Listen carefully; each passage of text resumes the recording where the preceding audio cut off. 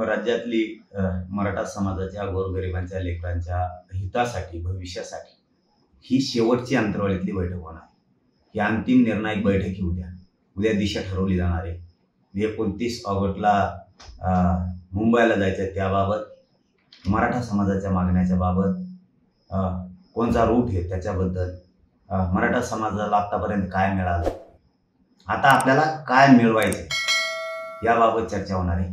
अनेक प्रश्नावरती जिथं घराघरातला सगळा मराठा प्रत्यक्ष येणार आहे आणि मराठा समाजालाही माझं आव्हान व्हॉट्सअपवरती, फेसबुकवरती, सोशल मीडियावरती घरी बसून बघण्यापेक्षा आपण सगळ्यांनी उद्या 12 वाजता अंतर्वालीत या. कारण आपल्याला प्रत्यक्ष चर्चा करायची, आपली एकजूट दिसली पाहिजे. घरी बसून आपली एकजूट दिसत नाही.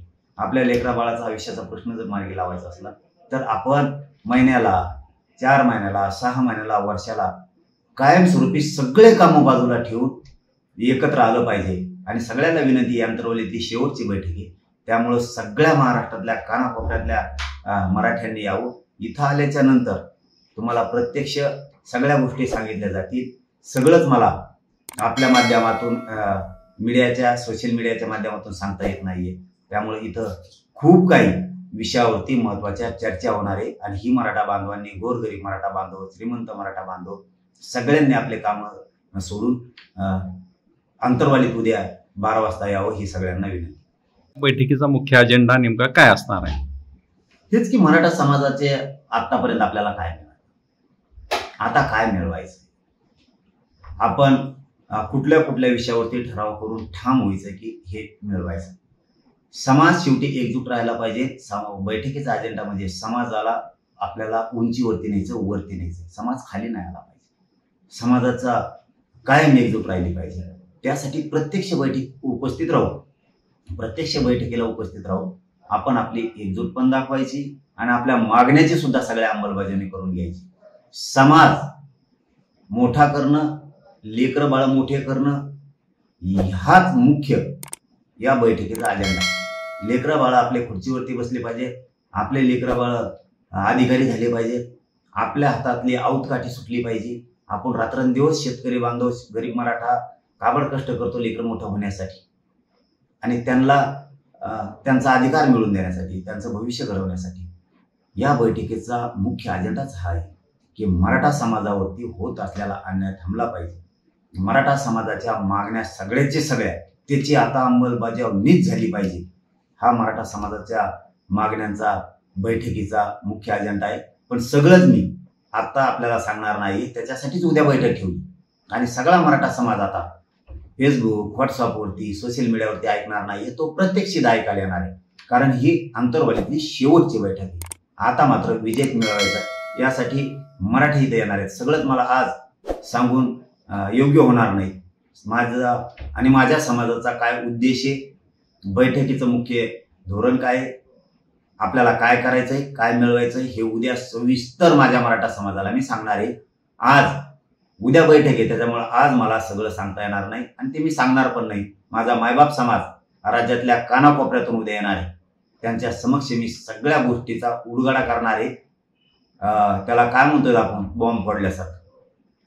लक्षात येते की आपण 29 ऑगस्टला आरक्षण घेतल्याशिवाय मुंबईतून मागे फिरणार नाही असा आपण ठाम निश्चय आणि निर्धार केलेला दिसतोय. म्हणूनच माझ्या मायबाप समाजाला पुन्हा पुन्हा तोच शब्द सांगतो, 2 वर्ष आपल्या लेकरा बाळासाठी आपण. मी पण या समाजाचे लेकरं बाळ मोठे व्हावेत म्हणून त्यांच्या लेकरासाठीच इतका रात्रंदिवस झटतोय. कुठंतरी या गरीब लेकरांचं नशीब मोठं झालं पाहिजे. त्याच्या आईबापाने जे स्वप्न बघितले त्याच्या हातातली आऊतकाठी सुटली पाहिजे. काबाड कष्ट रात्रंदिवस शेतात केले सुटले पाहिजे. त्याचंही लेकरू साहेब झालं पाहिजे, त्याचंही लेकरू अधिकारी झालं पाहिजे.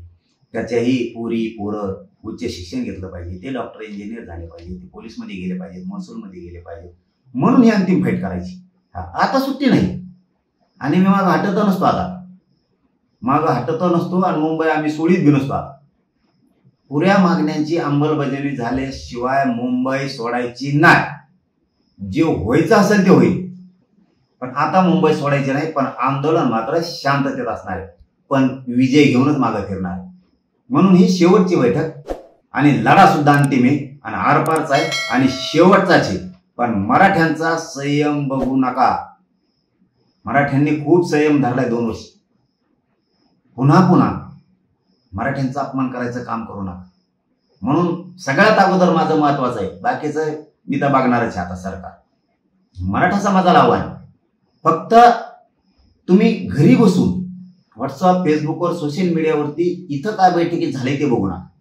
तुम्ही इथं प्रत्यक्ष स्वतः हजर पाहिजे. कारण आपल्याला अंतिम निर्णय घ्यायचा आणि शेवटची बैठक आहे. हा विषय मराठा समाजाने डोक्यात पहिला समजून घ्या. अंतिम निर्णय, शेवटची बैठक. त्यामुळं घरी राहायचं नाही, प्रत्यक्ष हजर राहायचं. घरी राहून बघितल्यामुळं इथं एकजूट दिसत नाही. आता मराठ्यांनी दाखवायची उद्या रविवारी 12 वाजता एकजूट, आणि सगळ्यांनी झटून राहायचं. पाहुण्या वेळेला, मित्राला, कार्यकर्त्याला सगळ्याला फोन करा आणि उद्या अंतरवालीकडे सगळ्यांना घेऊन या. कोणीही गैरहजर राहू नका. आपल्या लेकरा बाळाचं आयुष्याचं कल्याण आपल्याला करायचंय आणि ते ह्यावेळेस मिळवायचं म्हणजे मिळवायचं. त्याच्यावरती मी आता ठाम आहे. फक्त उद्या सगळ्यांना अंतरवालीकडे या.